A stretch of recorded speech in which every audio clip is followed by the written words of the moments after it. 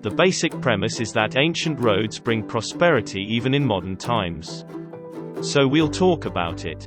Hello and welcome to the channel.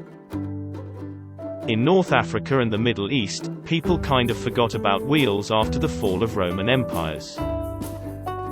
The roads declined in importance, they were not used as much. I mean, it makes sense.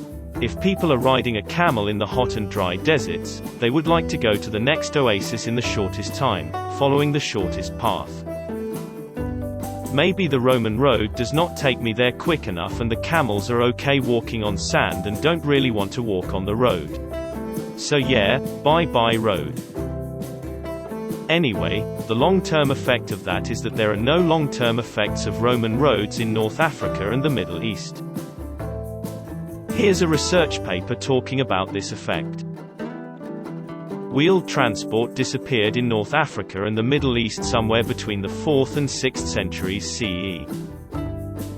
Eventually wheeled transport vehicles had to be reintroduced with the ascent of the automobile.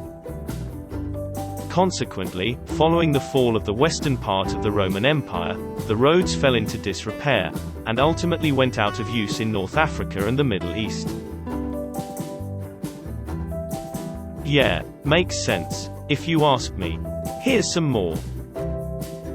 As the ancient roads fall into disuse and thus are left unmaintained, it becomes much less likely that modern roads are built in their place.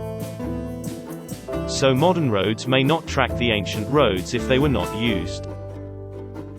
Over time, people found new ways of travel or new paths which made more sense with the type of transportation that is available. Maybe the old roads were lost in sand, swallowed up by the desert maybe, or just plain lost because they were not maintained and no one traveled on them. The more important bit is that the modern places of commerce, trade and prosperity may differ a lot geographically from the ancient places of commerce, trade and prosperity if the old roads and other relevant infrastructure were not maintained in the intervening period. Here's the research article talking about this. If the roads create persistence in economic development, one would expect to find a far weaker link between ancient infrastructure and modern-day economic activity within the regions where roads temporarily lost relevance.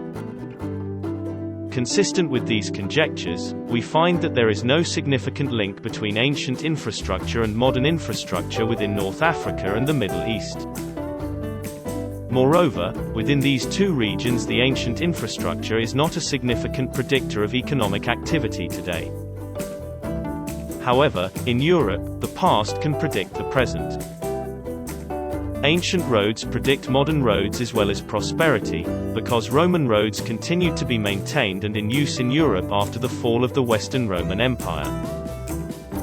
In Europe, on the other hand, the story is different. Europe is forests, not deserts. So, even if you have horses, you won't just ford the forests like you can do in the desert with camels. The horse won't just go into the forest with you sitting on its back, and carrying a whole bunch of stuff. So in such a context, the Europeans would much rather have their roads in good working order so that their horses can travel on them, pulling their carts. Hence they spent money and built roads on top of the roads already there. As Spock would have said, it is only logical. Notice also, that building roads on top of roads is a subtle indication of the forested land mass in Europe. The Romans spent a lot of money, time, effort and people to clear the forests for building roads. Clearing more forests to build new roads would take even more money, time, effort and people. So it makes sense to maintain the existing roads, relay them and even live close to those roads, if you can. And this is what happened. Anyways, that's it for this video. If you enjoyed it, a like would be much appreciated. Thank you and I'll see you in the next one.